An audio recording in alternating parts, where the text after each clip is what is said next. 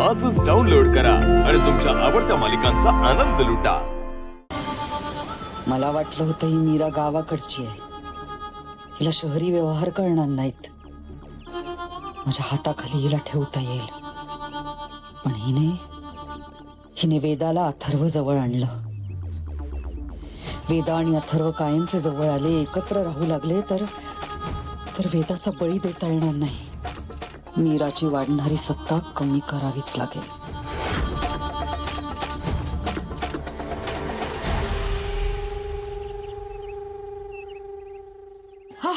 वहिनी, तुम्ही इथे आहात होय? मी अख्खं घरभर शोधलं तुम्हाला। हात पुढे करा बरं। कशाला? हात पुढे करा ना, मग सांगते। हे घ्या। ऐका, वहिनी, अहो प्रसाद येतो। वहिनी, अहो या घरची लेक म्हणून मी महागौरी मातेची पूजा केली आज।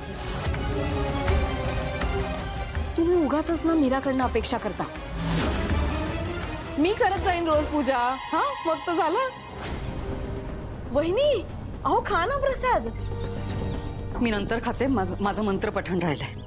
वहिनी, अहो चालतं, आता मी पूजा केली म्हटल्यानंतर सगळ्यांना फळ मिळायला पाहिजे की नाही त्याचं। खा तुम्ही प्रसाद। नर्मदा, मी म्हणाले ना मी खाते नंतर। काय झालं? दादा, अरे मी वहिनीनं प्रसाद घ्यायला सांगतेय तर ते खातच नाहीयेत। का? माझं मंत्र पठण राहिलंय। मंजिरी, तूच सगळ्यांना सांगतेस ना हातात आलेला प्रसाद असा ठेवायचा नसतो, लगेच खाऊन टाकायचा असतो म्हणून।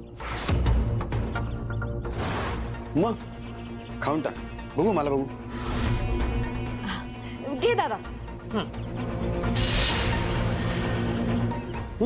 छान आहे, खाऊन टाक। अहो खा की वहिनी। खा मंजिरी।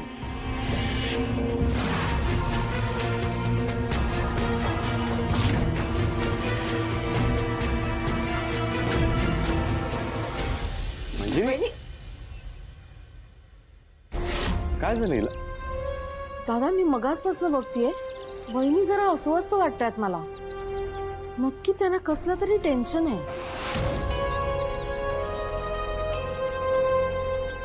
मी बघतो। हा बघ ना।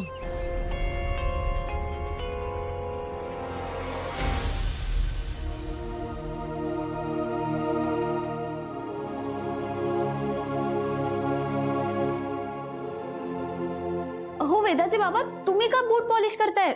द्या मला, मी करते। नाही, मला करायचंय, मी करणार आहे। हो असं नका करू, द्या मला। नाही, मला करायचंय। तुला माहितीये, अंबिका असताना सुद्धा ना वेदाचे शूज मीच पॉलिश करायचो। वेदाला ते खूप आवडायचं। आणि एकदा का वेदा स्कूलला जायला रेडी झाली की मी तिला हाक मारायचो, सिंड्रेला युअर शूज। आणि मग वेदा हसत खेळत धावत पळत माझ्याकडे यायची आणि मग मी प्रेमाने तिला शूज घालायचो। तुला जपणार